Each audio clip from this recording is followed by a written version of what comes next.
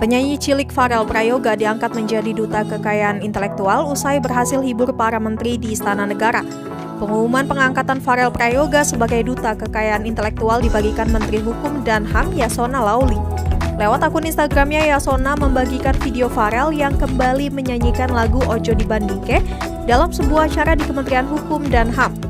Dalam video terlihat Yasona Laoly ikut bergoyang saat lagu Ojo Dibandingke didendangkan oleh Farel Prayoga.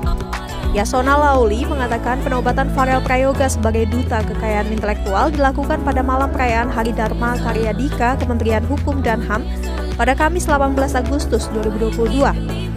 Selain itu, Yasona Laoly sebagai Menkumham juga menyerahkan pencatatan ciptaan seni pertunjukan untuk penampilan Farel di Istana Negara tanggal 17 Agustus yang lalu.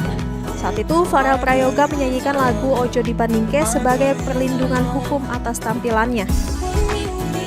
Kata Yasona Laoly, jika ada pihak lain yang menggunakan penampilan Farel Prayoga untuk tujuan komersil, si pengguna harus membayarkan royalti. Pada saat yang sama, Yasona juga menyerahkan surat pencatatan ciptaan lagu Ojo Dibandingke kepada Agus Purwanto atau lebih dikenal dengan nama Abah Lala sebagai pencipta lagu tersebut. Sebelumnya, penampilan Farel Prayoga sempat viral ketika diundang manggung di 17 Agustus Istana Negara. Dengan suara merdu dan khasnya, Farel Prayoga mampu menggoyang sejumlah menteri, jenderal, hingga Presiden Jokowi.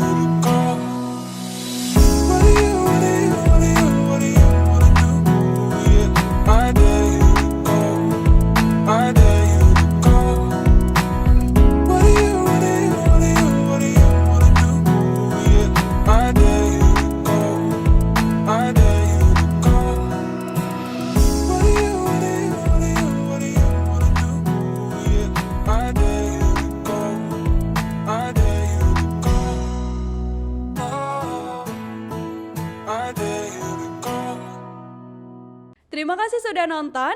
Jangan lupa like, subscribe, dan share ya.